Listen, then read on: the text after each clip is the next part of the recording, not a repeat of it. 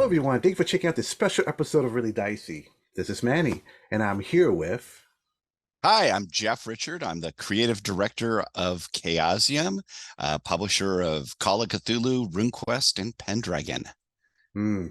And today we're going to talk about Cults of RuneQuest Mythology, the fourth book of a set of books dealing particularly about the the religious. Well, it sounds weird saying the religious side of RuneQuest because it sounds so academic, but but in RuneQuest, it's a heavily religious world. The gods are very much a part of life there in RuneQuest. So it's very interesting to see these books. I'm excited about it because I love delving into mythology and exploring things, and this is fun. This is a lot of fun. Um, so with Cults of RuneQuest mythology, I guess let's start with the first question. What is it exactly? Well, um, I will go a little bit further back there, and one of the what I think the defining feature of RuneQuest is a fantasy role playing game. Is probably one of the it's one of the very few RPGs that really tries to explore mythology. And the mythology of RuneQuest is it's a fictional fantasy mythology, which actually makes it easier for us to play around with mythic exploration more than if it was based on something derived from the real world. And so it's, your characters are mortals. Most of your character though has to interact with the gods and spirits. That's the source of magic, that is the source of much of the world. And so the mythology series for RuneQuest, the Cults of RuneQuest, are all about the specifics of that. So you have the Lightbringers books, that's about the various Lightbringer cults, etc. And the mythology book, which is my favorite of the whole series, is the one that ties everything together. And I Mm. probably lost the question with that, but I figured a little bit of rolling back a little bit is worth doing, because very few role-playing games really play around with mythology beyond a superficial level. Mm. I agree. And so this book, it looks like it's a mix of the Iliad and the what we call the Hero of a Thousand Faces. Oh, there's a Because big I'm not going to deny that. There's obviously a big Joseph Campbell influence on Glorantha. And people can we can certainly academically critique Campbell on whether his approach to mythology really uh is is academically or scientifically justified. But from a creative perspective, Campbell is I love Campbell. And so the mythology book, it combines it so Glorantha has all sorts of different gods and different cults and different religions. But all of these together, all of the stories of these various cults, all work together to tell a single story, which we call the monomyth. And what that is that is the if we take all of the various cult stories and assemble them together, this is the composite story you end up with. mm, And it's one of the fun things about exploring mythology in a fictional setting is we don't have to deal with the questions about whether Odin is the same deity as Mercury, whether Thor and Indra and Heracles are all the same. We can assume that there is uh, a mythic structure to the setting. And mm, the mythology book, helps introduce that idea, because that idea is surprisingly alien to how a lot of 21st century people approach the world. And, So and as you said before, you said it sounded academic, but it's a gaming book. It really yes. is a gaming book. It's yeah, asking in a game where mythology matters and is significant, it's important to understand that the gods are not superheroes wearing tights. It's important to understand that that that myths or cosmic events have different perspectives on it. And it's important to understand that cults, um, and in RuneQuest, cults kind of define. They're like the character class to a certain extent. They kind of help define your character. Each of these cults exist for a reason. They're all people worship things because that thing that they worship provides them with certain answers and benefits in the world. Hmm. I like that you said that about the gods because we tend to think of them nowadays as kind of like these superheroes. But in times past, they were answers to a lot of people's questions about how the universe worked, why it rained, why it doesn't rain, how we came to be, help fashion their identity in a sense. Oh yeah, Um, yeah. I mean, I think part of that is it's the combination of Marvel comics and the original deities and demigods book. If you remember, yeah, in that it statted up the gods, and this is what level fighter Thor is, and I thought that book was really cool when I was 13, 14 years old and it first came out, but the it it's actually, I find it with retrospect very, very limiting about what we do with myths and gods and spirits in a fantasy setting. It kind of encourages us to ignore the most interesting aspects of it. hmm. What is the mythology of RuneQuest exactly? How would you describe it? Is it it looks like it's a mix of a lot of different things. What are heroes? What are villains? Well, okay, so you know, to put it almost at a Wikipedia entry Hmm. in RuneQuest, the gods created the world or are a byproduct of the creation of the world, and their struggles and their interactions ended up both defining the world and breaking the world, if that makes any sense. And so when we look at a mountain range there, and you see a big mountain, that mountain has a myth and a story associated with it because it was created by a god or a conflict of gods. And within the game, that can be a totally worthwhile reason for our adventurers to want to go there, because that might be a place where they can uh, gain power or support from their god. They can interact with spirits, or if it's of a hostile entity, maybe this is a place that is a place where they're able to um, uh, beat back or otherwise defeat foes that threaten them and their community. Right. So all these stories have a direct game relevance in there. But then mortals in Glorantha have an important role because, unlike the gods, all mortals die. That's the definition of being a mortal being is that we're all going to die, and we're all aware that we're going to die. And it to the although the gods created and destroyed the world, they are uh bereft of free will. The gods can only do the things that the gods already did, whereas we mortals are capable of making our own decisions and exercising our own free will.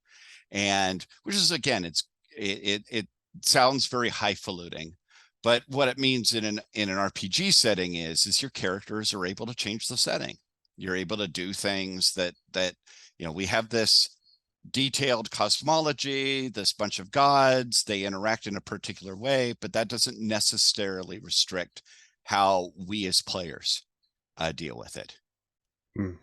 And again, And I think I've probably gone deeper than the intent of the question, but what really comes to it is when we talk about mythology and RuneQuest, we're talking about the whole setting. The whole setting is mythology interweaves with everything that goes on in RuneQuest.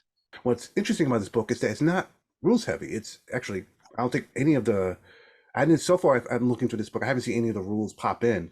But it looks like this is an agnostic book, a system neutral book that anyone that from any different game, if they don't want to check out RuneQuest, but are curious about it, they could just pick this up and maybe use it for their Absolutely. games. The only bit of rules is there's one chapter that explains the what we call the universal cult format, and what this is it's providing the specific RuneQuest rules for what does it mean for a character to be an initiate, what does it mean to be a rune lord, what does it mean to, what is an allied spirit, etc. And it ended up in this book because this is the book that links all the other books in the series together, and I really didn't want to repeat that section in every single book, because that ends up adding a whole lot of page count to all the books. But it's very agnostic. It includes the monomyth of Glorantha. So basically, what is the mythic story behind all the cults? It has what we call the mythic maps, which is an exploration of the mythic realm. Hey, what mythic event happened? How would we place this if we put this on a map of the other world?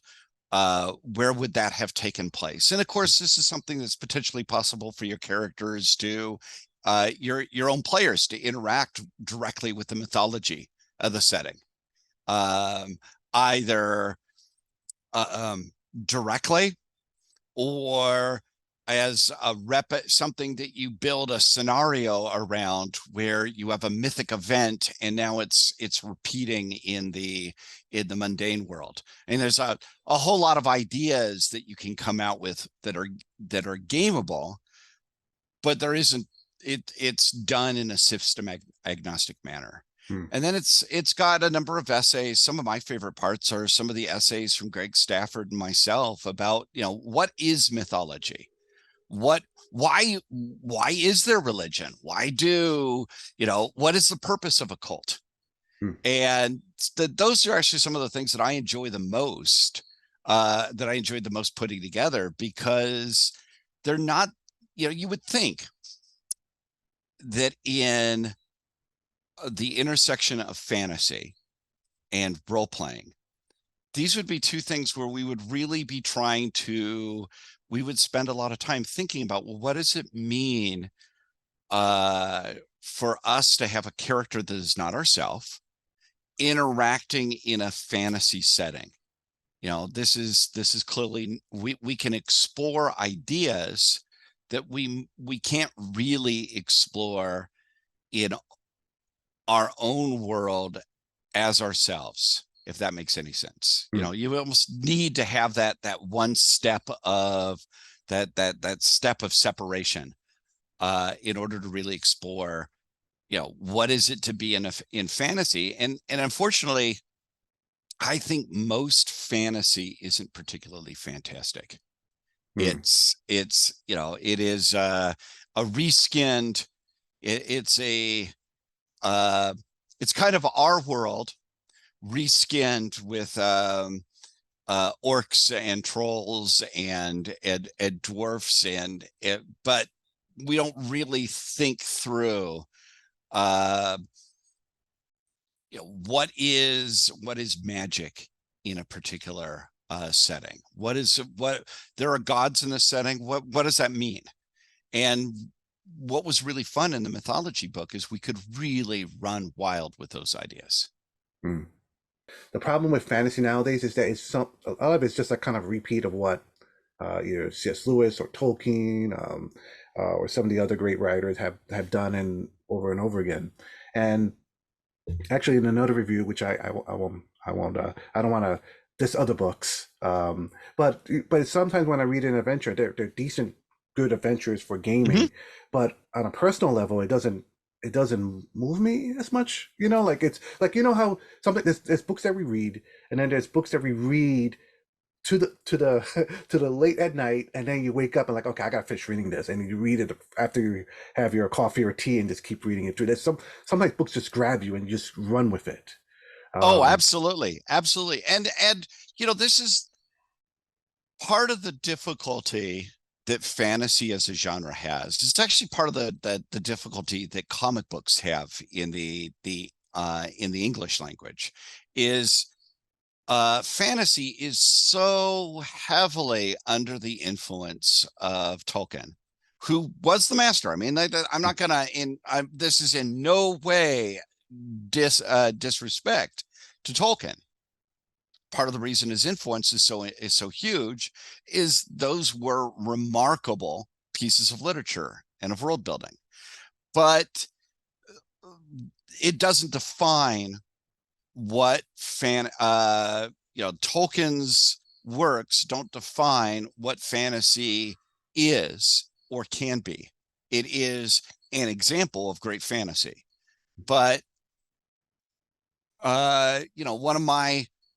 one of my frustrations with it as a genre is we can do a lot of different things. We can draw on Jung and Campbell and the mythologies of the world. We can draw on sources other than Beowulf and the Anglo-Saxon Chronicle. hmm, We can explore different things than Tolkien's morality tale about the ring. And that's not a criticism of the ring story, but it is a critique of um, other writers that have not run with fantasy in their own direction. And one of the reasons I love Glorantha and RuneQuest, and of course I'm biased, but Greg Stafford created something I think is a um, a unique fantasy setting and a unique set of fantasy stories that in their own way stands up to Tolkien's Middle Earth. hmm. But whereas Middle Earth is focused on, ultimately it's focused on the conflict with Sauron, the battle between good and evil, as uh, pretty much well symbolized by the One Ring. Glorantha is an exploration of mythology, the relationship between mortal and the divine. Hmm. Yeah. And yeah, sorry. Oh, no, no, go ahead, I'm sorry. Oh, I lost my train of thought. Oh. Well, And for people watching this, it's morning we're recording this on a Sunday morning, so I'm loquacious, but I've got that Sunday morning rambling going on. Well, I just want to let our viewers know that what's really great about Chaosium books, and they are so incredibly well thought out, and I honestly sometimes like their Call of Cthulhu books. Sometimes their collection of history for each of the source books is better than some of the books I find in the library. Sometimes Oh, um, absolutely. it's just so well researched, so well put together, and yeah, like you mentioned, these books are it's a it's interesting. Like, yeah, you have the fantasy world of RuneQuest, but like behind the scenes, if you look closely, you're learning about how mythology in general works. How does it work, not just in this book, but also in ancient societies or even our current society. Yes. Yeah. Oh, and mythology very much exists today. I Hmm. actually think uh, human beings. I mean, we like to call our species Homo sapien, thinking man. But I tend to think we're Homo mythicus. We are story man. We understand the world through stories. Hmm. And these stories, you know, when material facts reinforce those stories, we love that. When material facts seem contradicted by the stories, we tend to go with the story over the material fact. That's just how we um as Homo sapien interact with the world. We interact with it in stories and role playing games. And I may have said this in our last interview. To me, role playing games are one of the most remarkable art forms out there because they let us, as players and game masters, directly interact with stories and create our own stories in this, and I don't mean necessarily stories. What I'm talking about isn't necessarily story gaming. When I have a skirmish, that's an epic event. When there's a big fight, that's like something out of the Iliad or the Mahabharata or Agincourt. We Hmm. create cool stories out of this.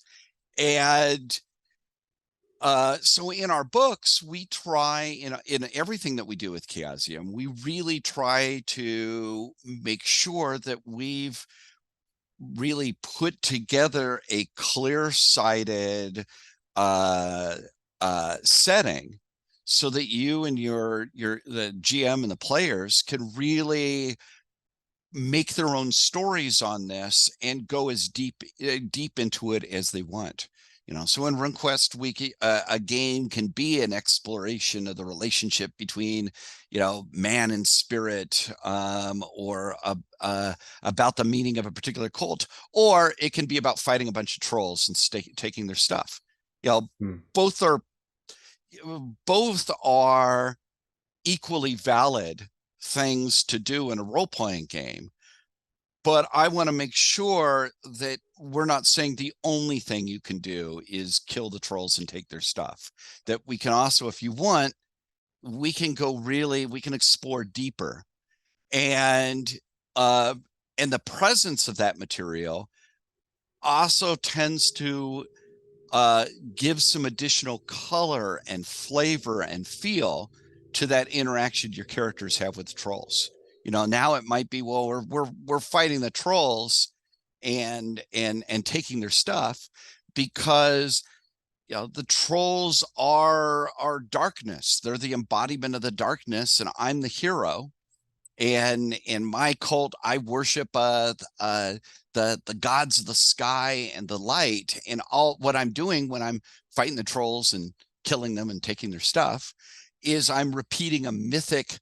I'm repeating a mythic truth, Hmm. and I'm interacting with mythology.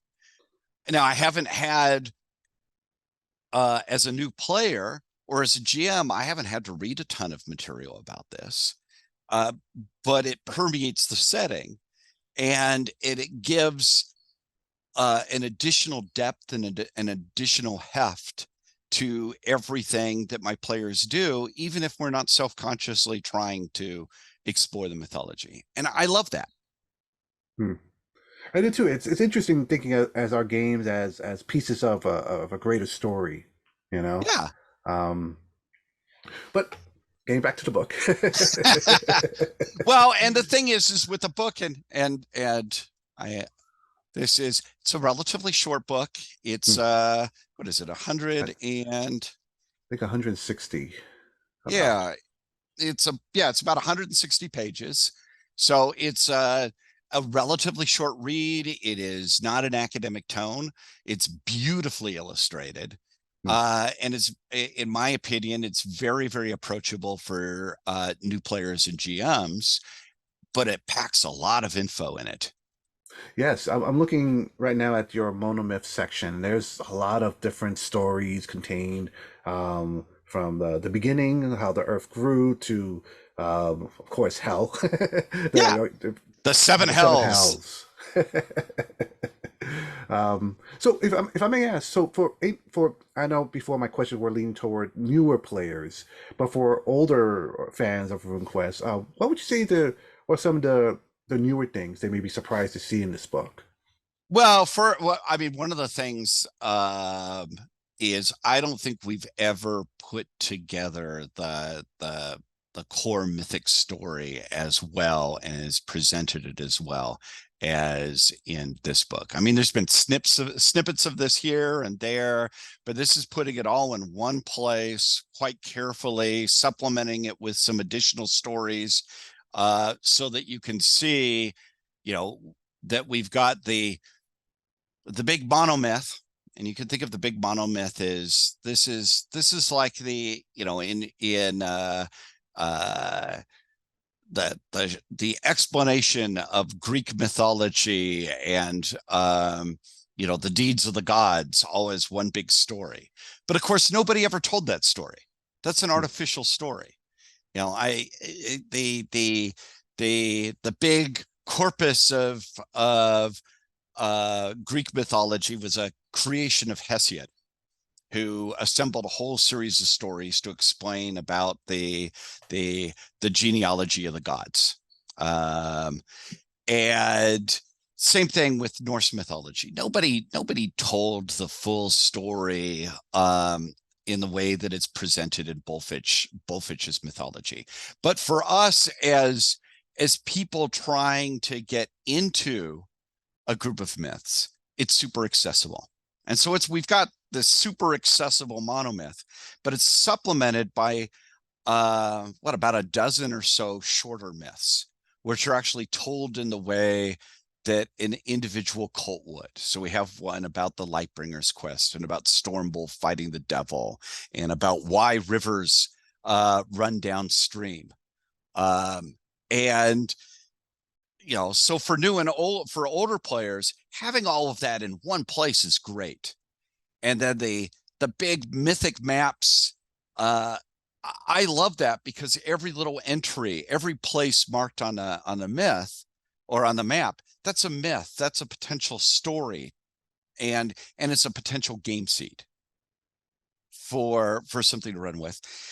And for the hardcore old fans, it's actually those weird groups of charts at the end of the book called the cult distribution charts. And what that is, hey, how important is this? What is this cult in this area? You know, so let's take a place in the setting. What are the main cults there? Roughly, what is the percentage of people that belong to cult A versus cult B versus cult C? And that allows a tremendous amount of world building. So if I want to bring my characters around, or if I want to create my own setting within Glorantha that isn't one of the published books, I've got now some frames of reference on how to do that. And uh, it may sound silly, but that's actually one of my favorite. That's one of my favorite sections to put together, because it's how to present a huge amount of information in a relatively small number of words, and in a very abbreviated form. So, but I love the and we keep talking about the words, but I think the coolest thing for anyone coming into these books is the art. Yes, and this is the same art style as looks like it's the same art style as previous in the other previous book. I believe the same artist is doing all. I believe it's 10 books in total. Yeah, so it's the same group. It's primarily the lead artist on the entire cult series is Loic Bouzy, who is a fantastic French artist. But we also have Agatha Pite, who is another remarkable uh, um, French artist, and she did those huge tapestries that look like something you would see on a temple wall, depicting the deeds of the gods. And then we have Katrin Dirim, and she is an amazing Turkish artist, and she did those, you know, those big genealogy charts. She did that. There's this amazing looking calendar, and that looks like one of the Aztec or Mayan wheel calendars that Hmm. is in there. And the three of those artists together, supplemented by there's other artists like Lionel Martel. So a lot of these names are, you can see, are very a lot of French artists, Turkish, Eastern European, and it gives it also a very different feel than Anglo-American fantasy. Hmm. I see here they also have a section about universal cult format. Yes, Um, is this so that if someone wants to make create, their own cult. yeah. Absolutely. It's a reference so that if I'm looking through the Lightbringers cult and there's something in there, they all, or the earth goddesses or the lunar way or the solar gods or whatever, they're all going to follow the format that is in this book. So I kind of imagine the mythology book is the book that ties all of the other cults books together. Hmm. Oh, okay. And I see like toward the end also there's a section about spirit and magic spells. Yes. Yeah. So there's in RuneQuest, um, you get your magic. Your magic is tied to your cult, and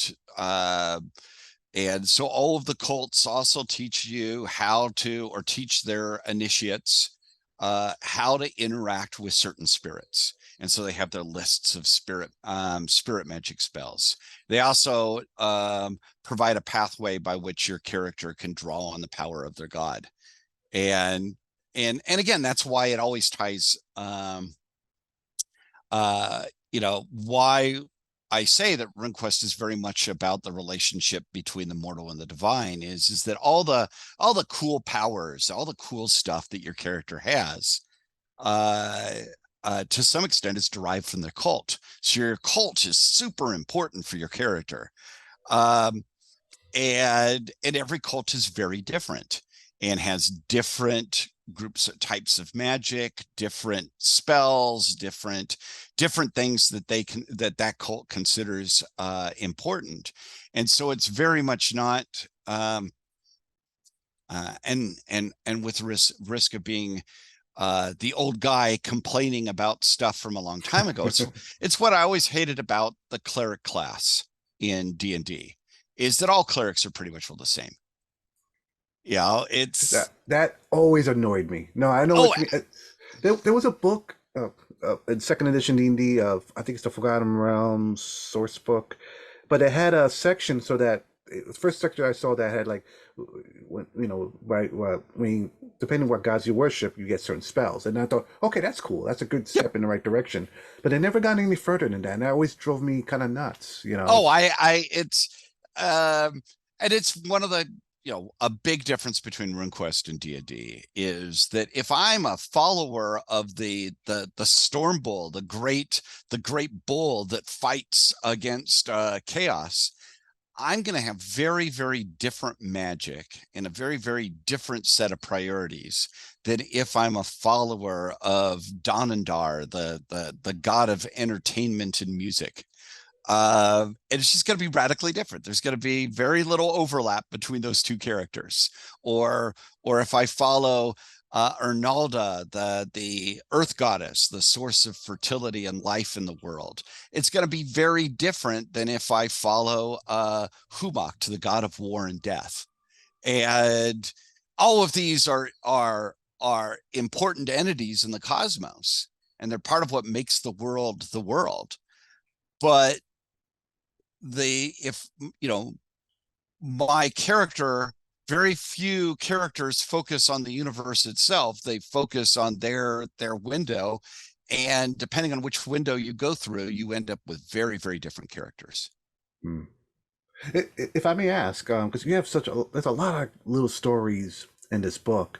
Is there any one that maybe is like sort of your favorite of the stories? Something you always I, go back to? I think Greg's masterpiece was his Lightbringers myth. And the story of the Lightbringers is um, the the gods nearly destroyed the cosmos in their conflict, and one of the gods most responsible for the war of the gods is the storm god, Orlanth.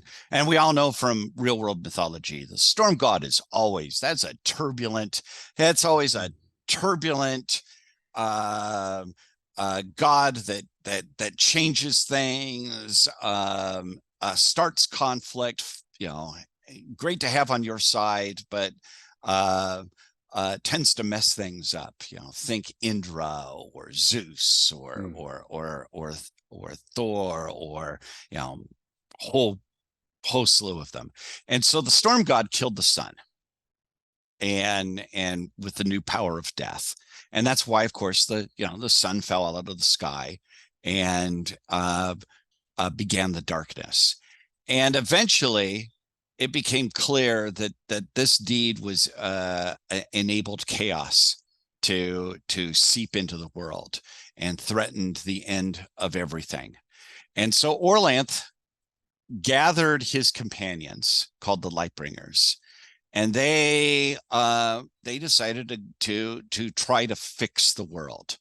And they went to the very edge of the world and went into the underworld, and they failed again and again and again. But they were able to keep each other where Orlanth failed.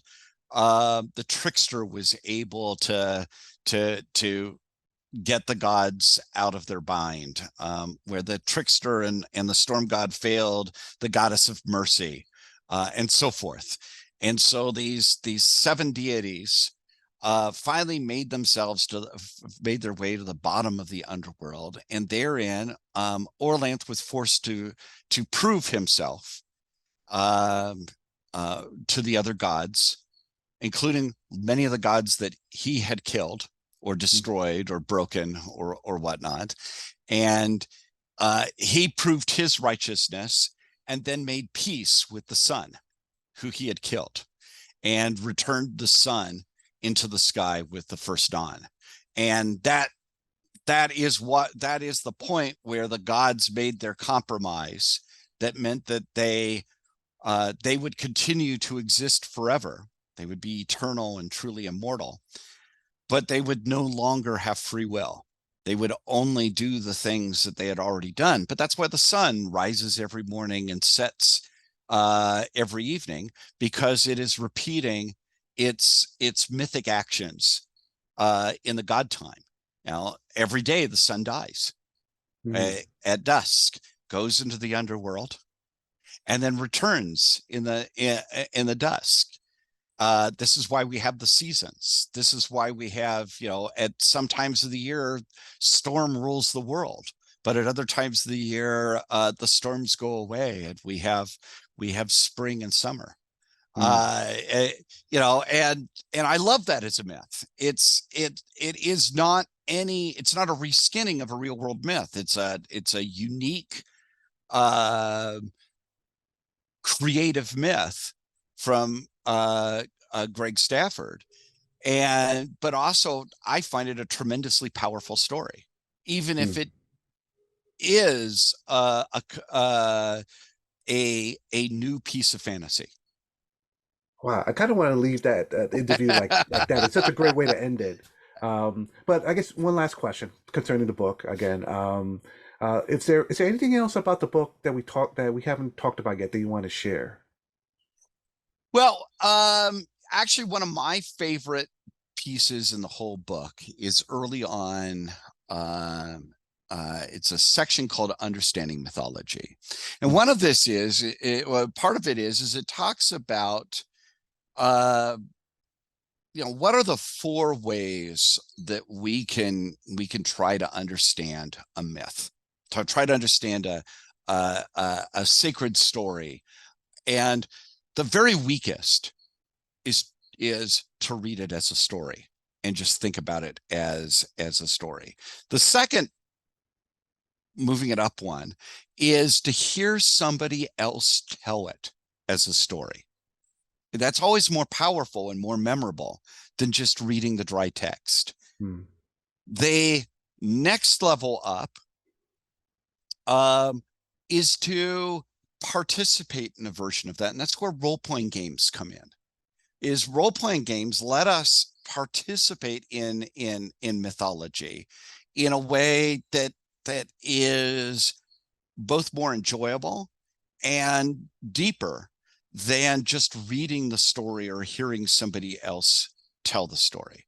It's I like to think that role-playing games to some extent draw on ancient traditions of religious plays and festivals where we take on ourselves, we take on some role, and we interact with the story in that role.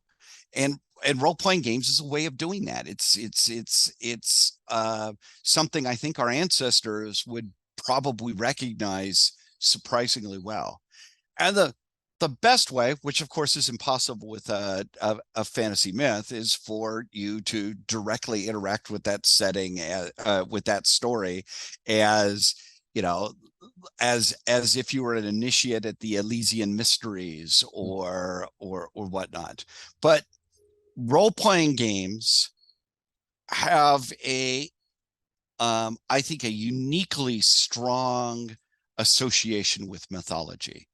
Um, and especially tabletop role-playing games, where we're able to take a story, interact with it, change that story, and that change story is as true for us as players and participants in it as the original text was. Hmm. And I think that's to me, that's a section of the book that I really, that Greg and I had put together, and I think is really important, because at least at one level, the purpose of this book is to show to us, to players and game masters, role-playing games they're fun and they're a game, but they're also something really powerful, and and and run with it.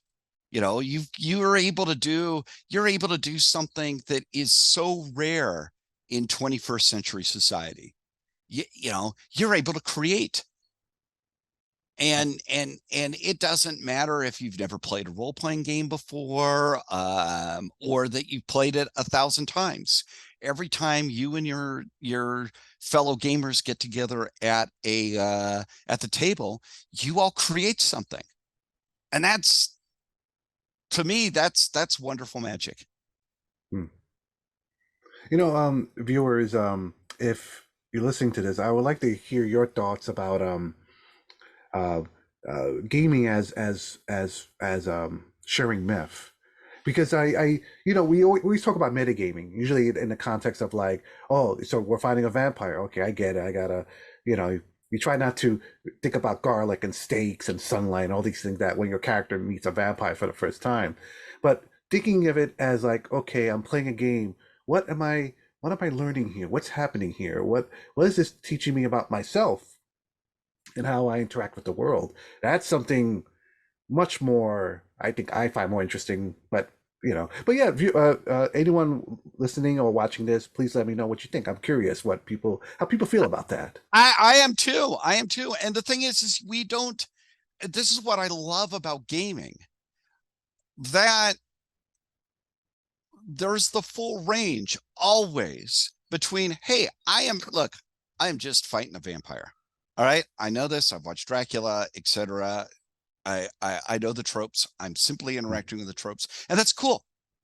That is perfectly valid. But at the same time, while doing that, I'm interacting with hundreds of vampire stories, and I'm interacting with myself. Why am I destroying the vampire? What is the purpose of this? And have I made myself a character in the vampire myth? You know, uh, and that's present there as well.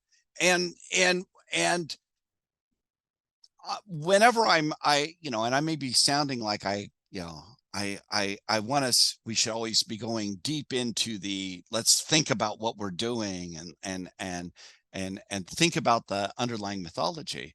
But one of the great things about mythology is we don't necessarily have to be constantly thinking about it to participate in it. You know, we can, when there's, when we watch the original Star Wars story, we're dealing with we're interacting with classic hero mythology, very, Mm. very classic. But we can think about it for a long way. We can go really, really deep down into it.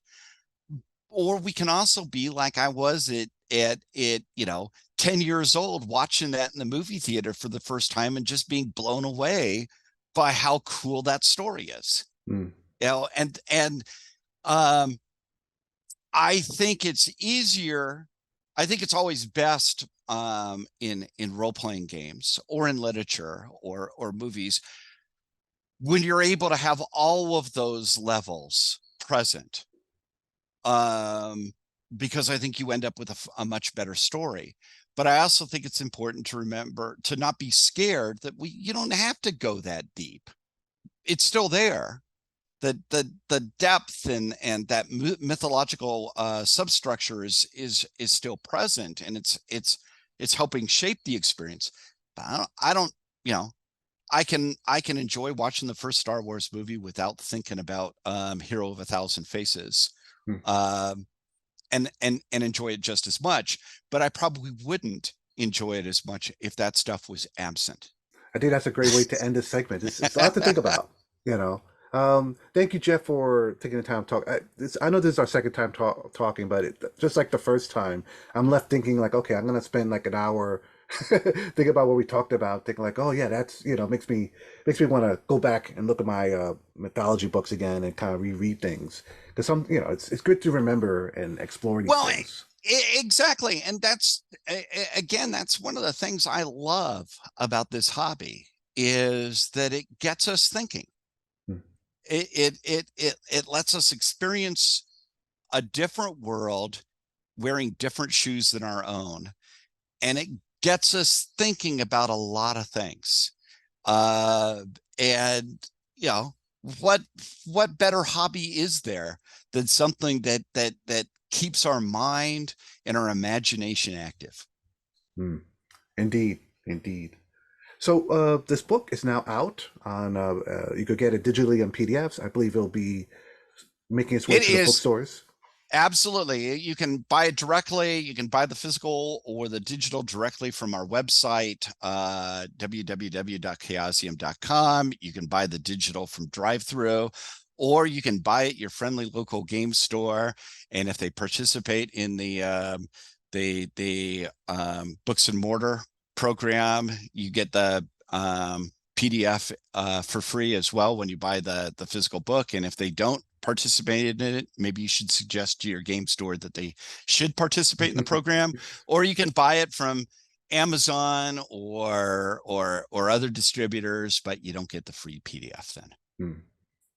Again, Jeff, thank you so much for taking the time to talk about this book. Again, this is Cults of RuneQuest, Mythology, fourth book in a set of very interesting books coming out, I guess, throughout 2023, 2024. One last thing then. What's the fifth book will be? What do you Okay, the know? fifth book in the series is coming out first quarter next year. It's just off to the printer. That is The Lunar Way.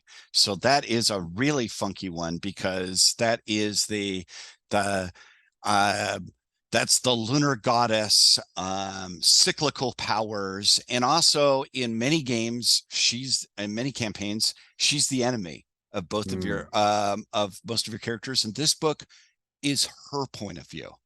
Uh and it's I expect that'll be a great one.